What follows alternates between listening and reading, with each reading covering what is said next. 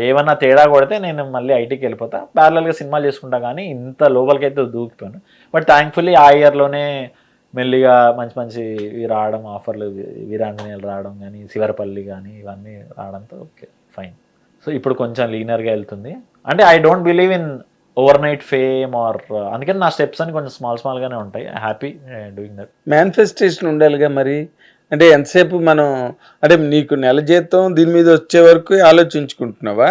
అంతే. అంటే అవుతే అవ్వని, నేనేమి like aim for the 11th mile అనే దీన్ని అనుకోవట్లే. నా పని నేను చాలా సిన్సియర్గా చేస్తాను. కానీ ఇంట్లో ఏంద్ర అయ్యా నువ్వు అసలు కష్టపడి నేను చదివిస్తే ఉద్యోగం మానేసి ఏంది అని మీ నాన్నగారు అనలేదు ఇప్పుడు నిన్ను? అనడానికి ఇప్పుడు లేరు పాపం. నేను ఇండస్ట్రీ ఎంటర్ అయ్యే లోపల ఈ పాస్డ్ అవే సాడ్లీ. బట్ అవి ఉంటే బాగుండే చక్కగా. ఈ ఫేమ్ తనకి చాలా ఇష్టం అనమాట. నేను ఏదైనా చేస్తే లైక్ అంటే ఫర్ ఎగ్జాంపుల్ ఏదైనా మార్కులు వచ్చి, మంచి మార్కులు, మంచి ర్యాంక్ వచ్చింది, అందరు పోసి లైక్ చెప్పేవారు అనమాట. సో అట్లా నేను షార్ట్ ఫిల్మ్స్ కూడా చేసేవాడిని. అది చిన్న పేపర్లో ఇంటర్వ్యూ పడితే న్యూస్ పేపర్ షాప్కి వెళ్ళి వచ్చిన పేపర్స్ అన్ని కట్టింగ్ చేసుకుని అలా పెట్టుకునేవారు అంత. సో అలాంటిది ఇప్పుడు ఈ వాట్ ఎవర్ ఈ స్టార్ మీద ఏదైతే వచ్చిందో అసలు ఈ టైంలో అసలు వేరే లెవెల్ ఆఫ్ సెలబ్రేటెడ్, మామూలుగా కాదు యాక్చువల్లీ. బట్ యా అంతే రాసి. మదర్ ఉన్నారా? మదర్ ఉన్నారు. ఓకే. ఆవిడ రియాక్షన్స్ ఏంటి? ఆవిడ అదే అన్ని ఇంటర్వ్యూలు అన్ని చూస్తే లైక్ ఫస్ట్ 00 నుంచి 27 minutes 37 seconds వరకు మొత్తం ఏదైనా interview end to end full చూస్తుంది అన్ని. సో నా సినిమాలు అయితే ఇంకా రిపీట్ మోడ్లో చూస్తూ ఉంటుంది. ఓకే. నీ దగ్గరే ఉంటారా మీ మదర్? నా దగ్గర ఉంటారు. నువ్వు ఓన్లీ సన్నా? లేదు, మా అన్నయ్య ఉన్నారు. మా అన్నయ్య హీజ్ ఇన్ ద అదే ఆర్టీసీ బస్సులో వెళ్ళి ఆయన. So he's in the US. Actually నేను ఫస్ట్ యుఎస్ లో ఉన్నా, తను ఇక్కడ ఉన్నాడు. ఎందుకు యుఎస్ నుంచి నువ్వు ఎందుకు వచ్చావు? సో నాకు నాకు కొంచెం ఏంటంటే కాస్త సూపర్ స్టార్ రాడికల్ థింగ్ ఎక్కువ. అంటే రాడికల్ అని కూడా కాదు, కొంచెం సింపుల్ థింగ్ అనుకోవచ్చు. నాకు ఇక్కడ పేరెంట్స్ ఉండడం, మన పండగలు, మన ఇది అవి, నాకు ఈ లగ్జరీ కార్స్, ఈ సెటప్ అవన్నీ somehow they don't excite me.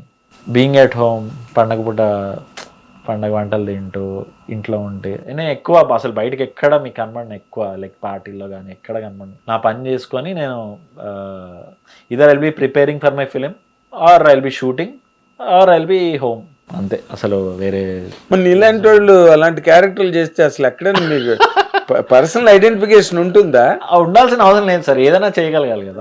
మిత్రమండలిలో spikes Geeks పెట్టుకుని అసలు మిత్రమండలి ఇస్ మోస్ట్ అసలు లైక్ నాకు ఫార్దెస్ట్ క్యారెక్టర్ అదే ఇప్పటి వరకు సోఫార్ చేసిన వాటిల్లో.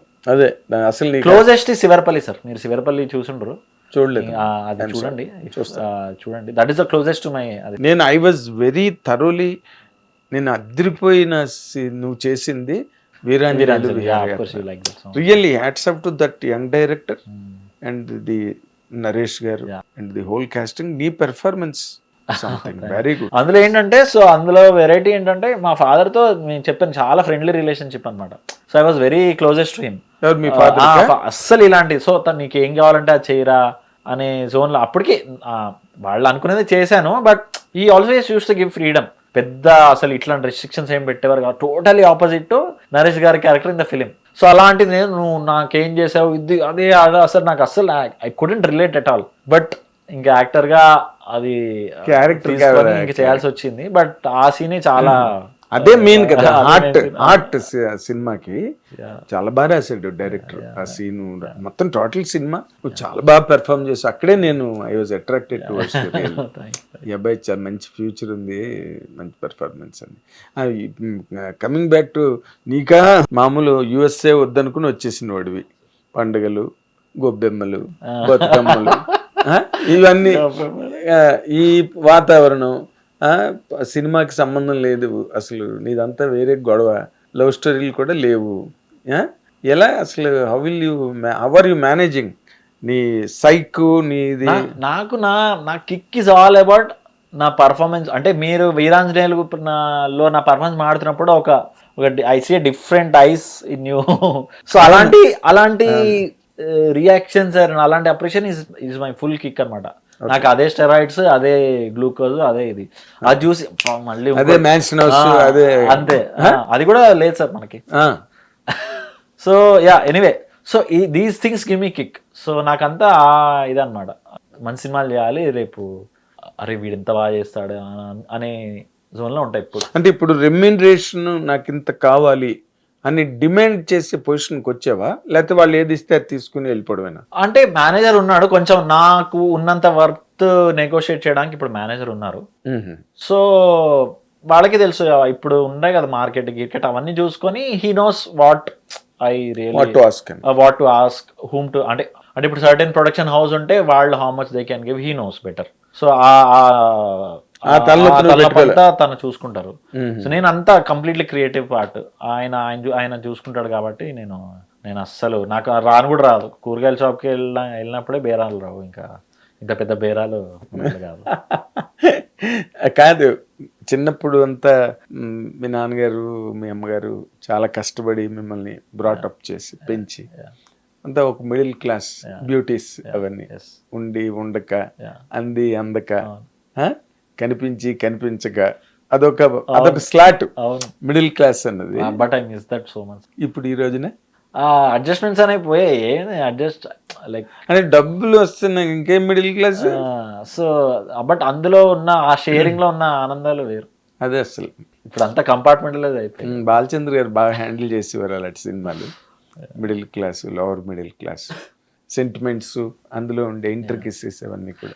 అందుకనే ఒక రకంగా నాకు అందుకనే some times I feel look back, అందుకనే మీ నరేష్ గారి, రాజేంద్ర ప్రసాద్ గారి సినిమాలు నాకు ఎక్కువ అంటే పర్ఫార్మెన్సెస్ వైజ్ నాకు ఎక్కువ ఎక్కే. ఎందుకంటే they issued all middle class roles. ఇప్పుడు ఫర్ ఎగ్జాంపుల్ రాజేంద్ర ప్రసాద్ గారు చూసుకున్నది మిస్టర్ పెళ్ళాం, ఇవన్నీ ఒక మిడిల్ క్లాస్ ఒక వర్కింగ్ పర్సన్కి ఉండే కష్టాలు. మిస్టర్ పెళ్ళాం కానీ, పెళ్లి పుస్తకం కానీ, ఇవన్నీ లైక్ మిడిల్ క్లాస్కి ఉండే కష్టాలు, అవన్నీ use to relate. Yes. So Appulapparao కానీ ఏదైనా ఒక సినిమాలో ఊరికే పొదుపు చేస్తూ ఉంటాడు, ఇలాంటివన్నీ అంటే మా డాడీ అవన్నీ చేస్తూ ఉండేవారు కదా అని అనిపిస్తూ ఉండేది. So yeah, so good.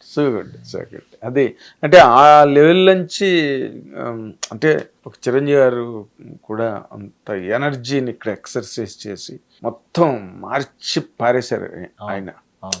మొత్తం టోటల్ స్పేట్ ఆఫ్ ఈవెంట్స్ని, హిస్టరీని తెప్పి కొట్టే అసలు ఎటో వెళ్ళి పడిపోయింది అది హిస్టరీ.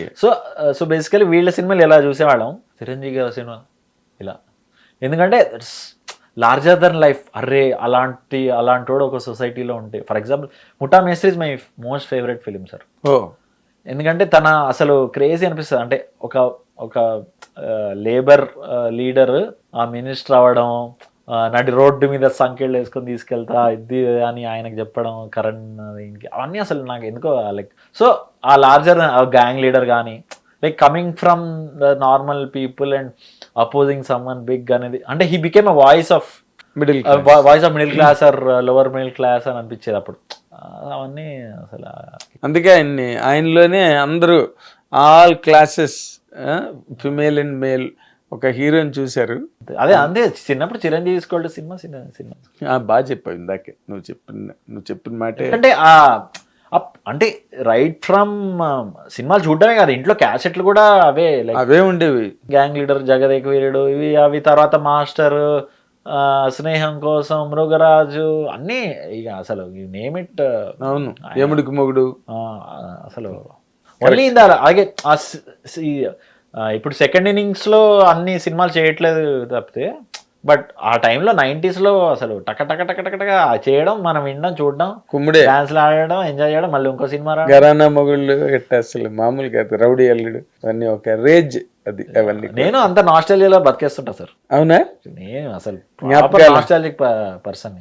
అంటే ఇప్పుడు కూడా ఏమంటారు, అప్పుడు అలా ఉండేది కదా, అంతా ఎక్కువ పాస్ట్లో బతికిస్తుంటా. కాదంటే నీకు ప్రెసెంట్లో ఎంజాయ్ చేసి అసలు ప్రెసెంట్లో మునిగి తేలిపోయేంత ఇది కనిపించట్లేదా నీకు కెరీర్లో? అర్థం కాలేదు సార్. అంటే ఎవరైనా యాక్టర్స్ని చూసాను కాదమ్మా, నీ పర్సనల్గా నీ తాలూకు సక్సెస్ నీకు అంత కిక్కిస్తుంది కదా? ఇస్తుంది sir. But still you live in nostalgia. Yeah, అంటే for moments I live in nostalgia because I don't have such moments anymore. Miss అయిపోతాయి కదా కంప్లీట్లీ దాన్ని, ఆ మూమెంట్ని ఆస్వాదించి కంప్లీట్గా ఇదే. ఎందుకంటే ఇప్పుడు ఏదో టెన్షన్ ఉంటానే ఉంటుంది, ఏదో బ్యాక్గ్రౌండ్ లో నడుస్తూ ఉంటుంది. అప్పుడు అలా ఉండేది కాదు కదా sir. You're I was there present in the moment. Yes ఇప్పుడు మీతో మాడుతున్నా 20% ఏదో బ్యాక్గ్రౌండ్ నడుస్తుంది, అందరికీ నడుస్తుంది అది. సో దట్స్ వెరీ, సో అందుకని ఆ టైంలో అలా ఉండేది కదా అని అది ఇంట్లో ఉండేది. But success of course I'm enjoying.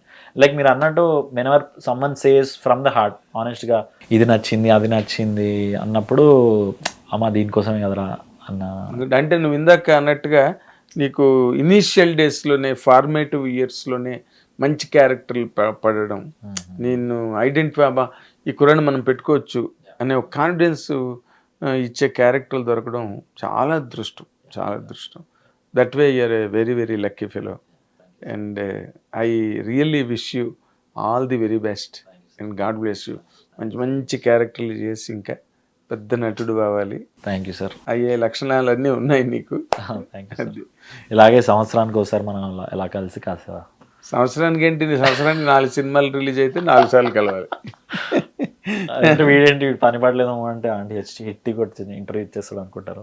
అనుకోని అందరికీ ఇవ్వు. ఎందుకంటే బికాస్ మీరు మీకు ఆ స్టార్ బజ్ అన్నది మీరు రీచ్ అవుతుండాలి, పబ్లిక్కి రీచ్ అవుతుండాలి.